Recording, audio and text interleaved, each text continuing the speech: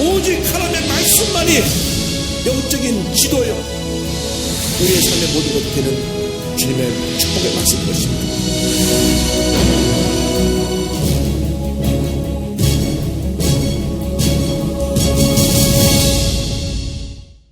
오늘은 십계명 두 번째 부분, 사람에게 대한 계명을 함께 공부하도록 하겠습니다. 5계명부터 10계명까지는 사람에 대한 계명입니다. 그래서 하나님께 대한 계명은 우리들이 지난 시간에 배운 대로 첫째가 다른 신을 내게 두지 말라. 하나님만이 유일한 하나님이시다는 것입니다. 하나님 외에 다른 신이 없습니다. 하나님이 유일한 하나님이십니다. 그래서 다른 신을 두지 말라. 두 번째는 내 자신을 위해서 우상을 만들지 말라. 우상을 만드는 것은 자신의 만족을 위해서 만드는 것인데 결국 자기가 우상이 되는 것입니다. 하나님보다 더 사랑하는 것이 다 우상입니다. 돈을 더 사랑하든지 권력을 더 사랑하든지 가족을 더 사랑하든지 결국 자기 자신이 하나님의 위치에 있는 것이 우상이 되는 것입니다. 그래서 첫 번째 계명, 두 번째 계명 연결이 되어 있어요. 하나님 외에 다른 신이 없는데 하나님의 자리를 대신하는 것이 다 우상이고, 그래서 다른 신을 두지 말라. 우상을 만들지 말라. 세 번째 계명이 하나님의 이름을 망령되이 일컫지 말아라. 하나님의 존재를 의미하는 그 이름을 함부로 말하지 말고 하나님을 인격적인 존재로 존중히 여기고 하나님을 경배하고 하나님을 경외하는 마음으로 섬기라는 것입니다. 그리고 안식일을 기억하여 거룩히 지키라. 이 말씀은 주님의 날, 주일날은 하나님께 예배드리는 일, 하나님께 영광 돌리는 일을 위해서 그 날을 거룩하게 지키라는 말씀입니다. 예수님께 율법사들이 나와서 물을 때 어떤 계명 613계명 중에 가장 큰 계명이 큽니까? 라고 물어봤을 때 마태복음 20장 37절에 내 마음을 다하고 뜻하고 내 목숨을 다해 주 너희 하나님을 사랑하라 말씀하셨는데, 이것이 1계명부터 4계명까지 내용을 정리한 것이고요. 두 번째 계명은, 두 번째로 큰 계명은 내 이웃을 내 몸같이 사랑하라 하셨는데, 마태복음 20장 39절에 나오는데 5계명부터 10계명까지 오늘 우리가 배울 내용들입니다. 사람에게 대한 계명이 5계명부터 10계명에 대한 내용인데, 5계명은 내 부모를 공경하라. 12절입니다. 내 부모를 공경하라. 그리하면 내 하나님 야훼가 내게 준 땅에서 내 생명이 길리라. 아멘.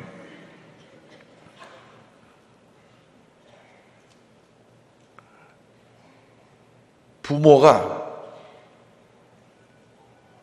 오늘 여러분을 있게 해주신 분이기 때문에 부모를 공경하라고 하는 것입니다. 부모님에 대해서 젊은 세대들이 좀 마음에 맞지 않고 구세다라 그래가지고 부모를 멸시하면 안 됩니다. 부모님을 잘 섬겨야 복을 받는 것입니다. 여기 다 우리 부모님들만 앉아 있어갖고 우리 자녀들한테 설교할 것을 부모님들만 듣고 있는 것 같아요. 그러시면 오늘 집에 가서 오늘 목사님이 이렇게 말씀하시더라고 그대로 전하시면 됩니다. 부모를 잘 공경해야 복을 받는다. 부모님 섭섭하게 하면 하나님 기뻐하지 않으십니다. 그래서 부모님을 기쁘시게 해드리고, 제가 그랬다 그러세요. 부모님 맛있는 것도 잘 사드리고 부모님 용돈도 잘 드리고, 그래야 자녀들이 복을 받는데요. 내가 준 땅에서 생명이 길리라. 장수의 복을 주신다 그랬습니다. 그래서 이 부모 공경의 개념이 하나님과의 계명, 사람과의 계명 그 연결고리가 되고 있습니다. 이 땅에 우리를 보내주시는 하나님이십니다. 부모님을 통해서 우리에게 보내주셨기 때문에 부모를 공경하는 것이 하나님을 공경하는 것의 또 일부가 됩니다. 그러므로 부모님을 잘 모시고 부모님을 기쁘시게 해드리고 부모님이 원하는 건 다 해드려야 돼요. 왜 아멘들 안 하세요?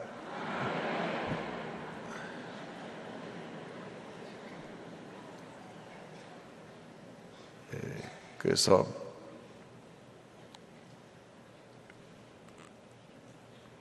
부모님에게 가장 잘해드린 효도는 뭐냐? 신앙생활 잘하기 시게 해드리는 것. 이보다 더 큰 복이 없습니다. 여기 계신다 부모님들은 신앙생활 잘하시고 계시기 때문에 자녀들이 그냥 저절로 복을 받게 되는 것입니다. 예수 믿는 집안은 대대로 잘 되게 되어 있어요. 그렇기 때문에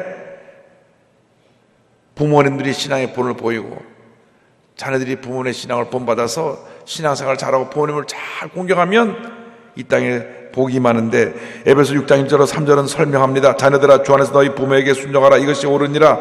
내 아버지와 어머니를 공경하라. 이것은 약속이 있는 첫 계명이니 이로써 내가 잘되고 땅에서 장수하리라. 여기 에베소에 가면 하나 더 붙었어요. 내가 잘되고 장수한다. 할렐루야. 부모를 기쁘시게 해드리는 자녀들은 하는 일이 잘되고 장수의 복도 겸하여 받게 되는 것입니다. 여섯 번째 계명은 살인하지 말라입니다. 13절 다 같이요. 살인하지 말라.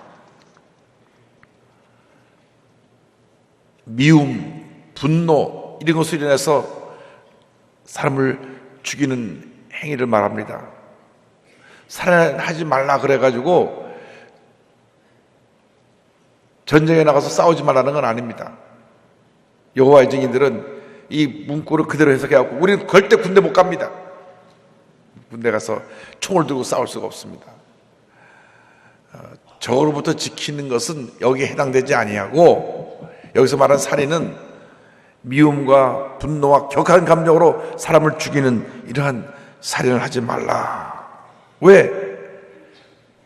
하나님이 주신 귀한 생명을 함부로 우리가 해서는 안 됩니다. 그래서 이렇게 경고한 말씀이 있습니다. 마태복음 5장 21절 22절에 옛사람에게 말한 바 살인하지 말라. 누구든지 살인하면 심판을 받게 되리라 하였다는 것을 너희가 들었으나 나는 너에게 이르노니 형제에게 노하는 자보다 심판을 받게 되고 형제를 대해 나가라 하는 자는 공회에 잡혀가게 되고 미련한 놈이라 하는 자는 지옥불에 들어가게 되리라. 그러니까 같은 우리 형제 자매들끼리 욕하고 소리 지르고 상처를 주고 하는 것이, 그것이 살인죄처럼 큰 범죄라는 것입니다. 그래서 예수 믿는 사람들은 욕하면 안 돼요. 욕하면 안 돼요. 저 사람은 욕쟁이야, 그런 얘기 들으면 안 돼요. 오늘부터 여러분의 언어가 순화되기를 바랍니다. 어떤 경우에도 여러분이 여기서 욕을 하면 안 됩니다. 요한일서 3장 15절에 이와 같은 말씀이 있습니다. 그 형제를 미워하는 자마다 살인하는 자니 살인하는 자마다 영생이 그 속에 거하지 아니하는 것을 너희가 아는 바라. 여기 형제라고 하는 것은 우리 예수 믿는 사람들끼리 절대로 미워하거나 싸우거나 욕하지 말라는 것입니다. 이유 여하를 막론하고 믿는 사람들끼리 싸우면 안 됩니다. 저 사람이 나를 화내게 했어요. 그것도 이유가 안 돼요. 화낸다고, 화내게 한다고 다 화내고 살면 인생을 어떻게 삽니까? 막 화내게 만들면 할렐루야 하고 말해야지. 같이 싸우니까 그것이 감정이 격해지고 소리가 높아지고 육두문자 쓰면서 싸우고 이러면 안 되는 거예요. 절대로 안 됩니다. 그래서 오늘 이 시간 결심해야 됩니다. 오늘 영상을 통해서 전국에서 650개 교회 같이 예배 드리는데, 저 일본 나고야 또 홍콩 베트남 다 같이 예배 드리는데 결심해야 돼요. 이제부터는 내 입에서 욕이 나가지 않겠습니다. 내 입에서는 거룩한 말, 상대방을 존중하는 말, 인정하고 칭찬하고 격려하고 배려하는 말만 하겠습니다. 할렐루야. 그래서 언어가 순화되어야 돼요. 언어가 요즘 영화를 만드는 사람들도 문제, 영화에 막 욕이 막 나와요. 드라마에도 막 욕이 나와요. 그거 다 언어로 순화해야 되는데 문제가 많습니다. 어쨌든 이 문제는 여러분들이 반드시 지키셔야 합니다. 아멘 하셨으니까 안 지키면 회개를 많이 해야 됩니다. 제7계명은 간음하지 말랍니다. 14절이요. 간음하지 말라. 이것은 무엇을 말하냐면 하나님께서 이 성적인 문제는 남녀 간의 결혼이라는 제도를 통해서 해결하도록 법을 제정해 놓으셨습니다. 창세기 2장 23절 24절입니다. 아담이 이르되 이는 내 뼈 중에 뼈요 살 중에 살이라 이것을 남자에게서 취하였은즉 여자라 부르리라 하니라. 이러므로 남자가 부모를 떠나 그의 아내와 합하여 둘이 한 몸을 이룰지로다. 그래서 하나님께서 결혼이라는 제도를 만들어 주셔서 때가 되어 남자와 여자가 만나서 건강한 성생활을 통하여 자녀를 낳아 기르도록 했습니다. 그 외에는 허락하지 아니하신다는 것입니다. 이것을 소홀히 하면 안 되고 이를 통해서 잘못을 범하면 안 된다는 것을 성경은 강력히 우리에게 경고하고 있습니다. 요셉이 젊은 청년으로 유혹을 받았을 때 이르같이 대답을 했습니다. 창세기 39장 9절에 이 집에는 나보다 큰 이가 없으며 주인이 아무것도 내게 금하지 아니하였어도 금한 것은 당신뿐이니 당신은 그의 아내임이라. 그런즉 내가 어찌 이 큰 악을 행하여 하나님께 죄를 지으리까. 그러므로 우리들이 인간의 정욕은 십자가에 못 박아 인간의 욕심은 십자가에서 죽이고 멸하고 주님의 사랑과 은혜가 넘쳐나는 삶을 살아야 합니다. 갈라디아서 5장 24절입니다. 그래서 예수의 사람들은 육체와 함께 그의 정욕과 탐심을 십자가에 못 박았느니라. 예수님은 또 이 7계명에 대해서 강하게 말씀하시기를 너희 안에 이 음란한 마음을 푸는 것도 죄를 지은 것이다. 5장 27절 28절입니다. 또 간음하지 말라 하였다는 것을 너희가 들었으나 나는 너에게 이르노니 음욕을 품고 여자를 보는 자마다 마음에 이미 간음하였느니라. 강하게 주님께서 이 부분에 대해서 경고하신 것입니다. 근데 이런 죄는 남자들이 더 많이 짓는 것 같아요. 왜냐하면 남자 보고 한 말이거든요. 여자를 보는 사람마다 마음에 간음했다. 근데 그런 마음 품고 남자를 보는 자라는 표현이 없는 걸로서 보면 남자들이여 정신 차리라 이 말씀입니다. 그래서 이 부분에 있어서는 하나님께서 가정을 통하여 건전한 성생활과 가정을 통하여 행복한 삶을 살아가도록 주님께서 만들어줬다는 사실을 잊지 마시고 여러분의 자녀들이 예수 잘 믿는 사람과 함께 만나서 한 가정으로 한평생 살아갈 수 있도록 기도 많이 하시기 바랍니다. 8계명은 도둑질하지 말라입니다. 15절이요. 도적질하지 말라.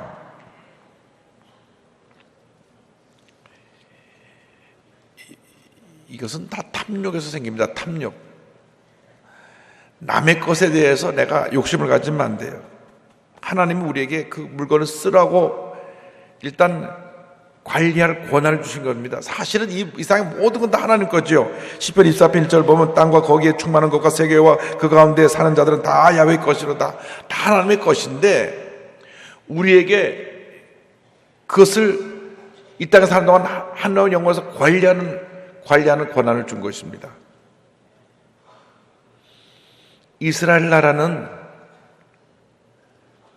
부동산 투기가 없어요. 왜? 하나님께서 이미 각 지파마다 땅을 나눠서 거기서 살게 하셨기 때문에, 그리고 50년 신년제를 통해서 혹시 그 땅이 팔렸어도 빚을 졌어도 그 당시 50년 후는 다시 본에게 돌려줬거든요. 그러니까 땅을 갖다가 싸게 사서 비싸게 받았고 이 시세 차익을 남길 이유도 없고 또 여러 채 집을 갖고 있을 필요도 없어요. 자기가 사는 집만 갖고 있으면 되는데 지금 문제는 뭐냐면 너무나 가진 사람이 많이 갖고 있으면서도 그것을 움켜쥐고 있기 때문에 빈익빈 부익부 이렇게 격차가 커지는 겁니다. 그래서 사회 불균형이 생겨납니다. 그것은 탐심으로 시작된 것입니다. 그래서 절대 탐심을 버려야 합니다. 십계명에도 그 이웃을 그걸 탐하지 말라고 하는 말씀이 나오기 때문에 다시 한번 그때 가서 말씀드리고요. 제9계명 거짓 증거하지 말라. 16절이요. 내 이웃에 대하여 거짓 증거하지 마라. 자, 주목해야 됩니다.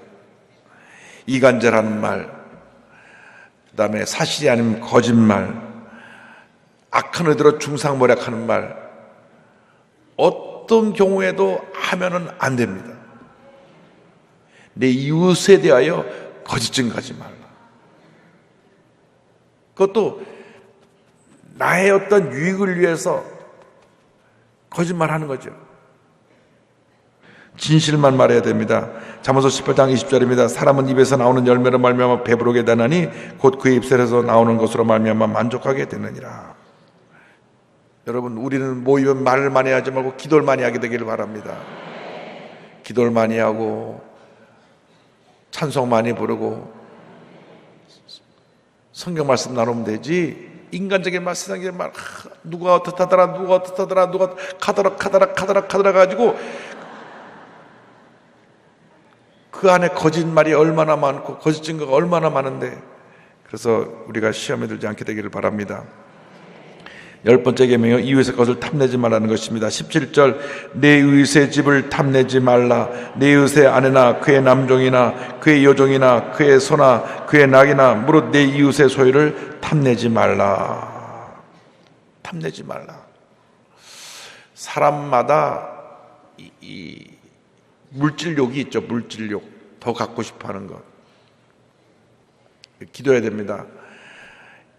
예수님께서 우리에게 주기도문을 가르쳐 주시면서 우리의 물질의 기준이 뭐냐, 오늘날 우리에게 일용할 양식을 주시옵고, 오늘 내가 하루 세끼 먹을 밥이 있고 살아갈 때 불편함이 없으면 이미 축복 다 받은 거예요. 나머지 그것은 넘치는 복을 받은 것입니다. 탐욕을 갖고 살면 그 탐욕 때문에 자꾸 자신이 더 초라해지는 겁니다. 불안해요. 그래서 스스로 자신을 지키지 못하고 점점 문제 속에 빠져들어가는 것입니다. 누가복음 12장 15절에 예수님 말씀하시기를 그들에게 이르실 때 삼가 모든 탐심을 물리치라. 사람의 생명이 그 소유에 넉넉한 데 있지 아니하니라 하시고, 이 십계명을 주실 때에 하늘이 이 우레와 번개 소리와 나팔 소리로 산의 연기가 가득했는데 백성들이 하나님을 두려워한 장면이 18절 이하에 나옵니다. 18절 19절 보겠습니다. 무백성이 우레와 번개와 나팔 소리와 산의 연기를 본지라. 그들이 볼 때 떨며 멀리 서서 모세에게 이르되 당신에게 우리에게 말씀하소서. 우리가 들으리이다. 하나님이 우리에게 말씀하시지 말게 하소서. 우리가 죽을까 하나이다. 20절이요. 모세가 백성에게 이르되 두려워하지 말라. 하나님이 임하시면 너희를 시험하고 너희로 경외하여 범죄하지 않게 하려 하심이니라. 아멘. 하나님은 거룩하시고 전지전능하시고 위대하시기 때문에 죄 지은 인간이 벌벌벌 떨 수밖에 없어요. 그래서 하나님 우리에게 직접 말씀하지 말도록 모세에게 간곡히 요청했습니다. 모세 선생님, 하나님 우리에게 직접 말씀하지 말게 해주세요. 직접 말씀하시면 우린 죄인이기 때문에 다 하나님의 임재 앞에 우린 죽고 말 것입니다. 그래서 우리가 늘 하나님 앞에 설 때 우리의 죄를 회개해야 됩니다. 우리가 우리 죄를 철저히 회개하고 주님 앞에 설 때 하나님께서 우리에게 은혜를 베풀어 주십니다. 우리 인간이 다 연약하고 부끄러운 모습을 갖고 있기 때문에 그렇습니다. 더욱이 하나님 앞에 우리가 어떻게 감히 설 수가 있겠습니까? 그래서 백성들이 그와 같이 요청한 것입니다. 21절이요. 백성은 멀리 서 있고 모세는 하나님이 계신 흑암으로 가까이 나가니라. 이제 나가는데 22절로 26절까지 제단에 대한 규례가 이어져 나옵니다. 22절과 26절은 그 앞에 있는 십계명에 대한 부속적인 설명이 포함되어 있습니다. 22절부터 23절 4절까지 보겠습니다. 야훼께서 모세에게 이르시되 너는 이스라엘 자손에게 이같이 이르라. 내가 하늘로부터 너희에게 말하는 것을 너희 스스로 보았으니 너희는 나를 비교해서 은으로나 금으로나 너희를 위하여 신상을 만들지 말고 내게 토단을 쌓고 그 위에 내 양과 소로 내 번제와 화목제를 드리라. 내가 내 이름을 기념하게 하는 모든 곳에서 내게 임하여 복을 주리라. 이제는 구체적으로 너희들이 이제는 우상을 만들지 않아야 되는데 은이나 금으로 신상을 만들지 말라. 은이나 금으로. 사람들이 가장 관심을 갖고 있는 것이 이 물질인데 모세가 시내산에 올라가서 40일 동안 내려오지 않으니까 그들이 금고락지, 금 반지 다 빼가지고 금으로 소를 만들어 갖고 이것이 우리를 인도낸 신이라고 그 앞에 절했던 장면이 이제 나오는데 사람들이 그렇게 자신들을 위하여서 자신들이 가장 귀중히 여기는 물질로 우상을 만든 것입니다. 만들지 말라고 경고했음에도 불구하고 그들이 금송아지를 만듭니다. 그러니까 우리가 얼마나 강팍한지 말씀을 듣고 또 들으면서도 나가서는 또 죄짓고 또 죄짓고 또 죄져요. 그래서 또 회개하고 또 회개하고 또 회개하는 것입니다. 예배를 자주 나와야 되는 것은 예배 때마다 예수님의 보혈로 우리가 씻음받기 때문에 예배를 한 번 나온 사람하고 두 번 나온 사람하고 세 번 나온 사람하고 네 번 나온 사람하고 믿음의 분량이 다릅니다. 한 번도 빠짐없이 주일 예배 나오고 수요 예배 나오고 금요철에 나오고 새벽 기도까지 나온 사람들은 엄청 하나님의 복이 많은 것입니다. 그런데 주일날 예배도 여러 가지 이유로 빠지고 성찬식은 그래도 죄송하니까 나오지만 그 다음 주부터는 성수주일 하지 못하는 경우가 있다면 우리는 정말 가슴을 치고 회개하면서 하나님 이제 내가 절대로 예배는 빠지지 않겠습니다. 내가 하늘나라 갈 때까지 예배드리는 일만은 최선을 다하겠습니다. 전 참 감사한 게요. 주일날은 아파본 적도 없어요. 누워본 적도 없어요. 그래서 주일 예배를 빠져본 적이 없어요. 그저 감사할 것밖에 없어요. 건강 주셔서. 만약에 병원에 누워있으면 못 나오잖아요. 여러분, 예배 잘 드리면 하나님이 영혼이 잘 되고 범사가 잘 강건하게 되는 복을 겸해 더해 주시는 것입니다. 25절, 26절 다 같이 보겠습니다. 내가 내게 돌로 제단을 쌓거든 다듬은 돌로 쌓지 말라. 내가 정오로 그것을 쪼면 부정하게 함이니라. 너는 층계로 내 제단에 오르지 말라. 내 하체가 그 위에서 드러날까 함이니라. 여기 보면 두 가지 내용이 있습니다. 하나는 하나님께 드리는 그 제단의 이 제단은 인간의 때가 묻지 않은 순수한 모습의 제단이 되어야 된다. 여러분 주 앞에 나올 때 가장 순수한 모습으로 주 앞에 예배드리고 하나님의 큰 은혜를 받으시길 바랍니다. 하나님은 우리가 주님 앞에서 가장 순수하고 부끄러운 모습으로 나와 예배드리기를 원하시는 것입니다. 똑같은 옷이라 그래도 때가 잔뜩 묻은 옷을 입고 다니면 우리가 스스로 합니다. 아, 옷이 너무 더러워 빨아야 되겠다. 그래서 우리가 옷도 깨끗한 옷으로 빨아 입는데 주님 앞에 나올 때는 여러분 마음을 깨끗이 보혈로 씻어서 정결하게 해서 주님 앞에 나와 예배드리는 여러분 되기를 바랍니다. 또한 이 제사장이 층계 오를 때 수치가 드러나지 않게 하라고 한 말씀은 늘 제사장은 모든 모습을 통해서 사람들에게